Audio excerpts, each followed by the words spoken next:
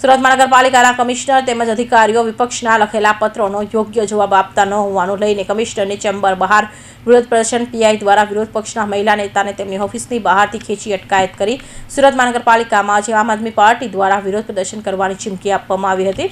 વિપક્ષ દ્વારા અધિકારીઓ સમયસર તેમને જવાબ આપતા નથી, તેમને સંતોષકારક જવાબ પણ આપતા ન હોવાની ફરિયાદ છેલ્લા ઘણા સમયથી થઈ રહી હતી।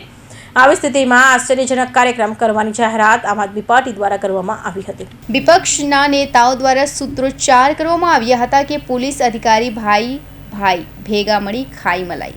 વિપક્ષ દ્વારા મ્યુનિસિપલ કમિશનરે મળવા જવાનો આગ્રહ કરવામાં આવ્યો હતો, પરંતુ સિક્યોરિટી વ્યવસ્થા આપી મ્યુનિસિપલ કમિશનર મીટિંગમાં હોવાનું કહીને તેમને રોકી દીધા હતા। ત્યારબાદ આમ આદમી પાર્ટીના હોદ્દેદારો અને કોર્પોરેટરો આખા કોર્પોરેશનમાં અધિકારીઓના નામે રામ નામ સત્ય હૈ બોલતા ફર્યા હતા। સિક્યોરિટી ગાર્ડ બાદ લાલગેટ પોલીસ સ્ટેશનના પીઆઈ સહિત સ્ટાફ કોર્પોરેશન ખાતે પહોંચી ગયા હતા।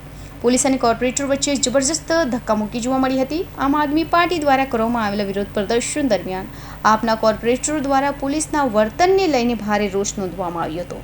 પોલીસ કોન્સ્ટેબલ નશાની હાલતમાં હોવાનું કહ્યું હતું। મહિલા કોર્પોરેટર અને અન્ય કોર્પોરેટરોને પણ પોલીસ ધક્કે ચડાવીને ટીંગાટોળી કરી લઈ ગયા હતા। આજે આમ આદમી પાર્ટીના તમામ નગરસેવકોની સાથે તમામ સંગઠનના સાથ સહકારથી આજે અમે મ્યુનિસિપલ કમિશનર શ્રીને અમે રજૂઆત કરવા માટે જઈએ છીએ। છેલ્લા ઘણા સમયથી જે કમિશનરનું વર્તન જે કોર્પોરેટરો પ્રત્યે અને સુરત શહેરના લોકો પ્રત્યેનું જે છે એ ઉદ્રતા ભર્યું વલણ છે। જે રીતે અત્યારે જે કામગીરી સુરત શહેરના કમિશનર કરી રહ્યા છે એ કામગીરી જોતા એવું લાગે છે કે એ સુરત શહેરના જે કેમ કે રાજા હોય, રાજાશાહી જે વલણ હોય એવું બતાવે છે। ખરેખર કમિશનર ભૂલી ગયા છે કે સુરત શહેરના જે લોકો છે એમના નોકર છે, નહીં કે ભાજપના નોકર। હાલમાં જે એમની કામગીરી છે ભાજપના નોકરની કામગીરી હોય એવી એ કામગીરી કરે છે। જેટલા પણ આમ આદમી પાર્ટીના જે નગરસેવકો છે, અમે લોકો જે પ્રશ્નો પૂછીએ છીએ, લોકહિતની જે માંગણીઓ છે, જે પત્રો લખીએ છીએ, આજ દિન સુધી એમના ના તો એ જવાબ આપી શક્યા છે। જે પ્રશ્નો બજેટ અનુસંધાને પૂછવામાં આવ્યા છે એમનો જવાબ નથી આપી શક્યા।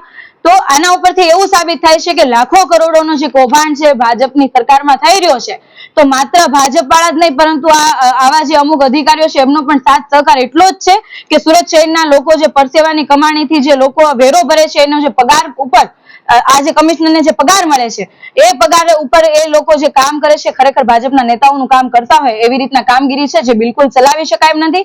આજે અમે તમામ નગરસેવકોની સાથે સંગઠનની સાથે કમિશનર શ્રીને રજૂઆત કરવા માટે જઈએ છીએ કે જે લોકહિતના જે અમારા પ્રશ્નો છે એનો જવાબ આપો અને કયા કારણોસર જવાબ નથી આપી શકતા એ પણ આજે ખુલાસો કરો।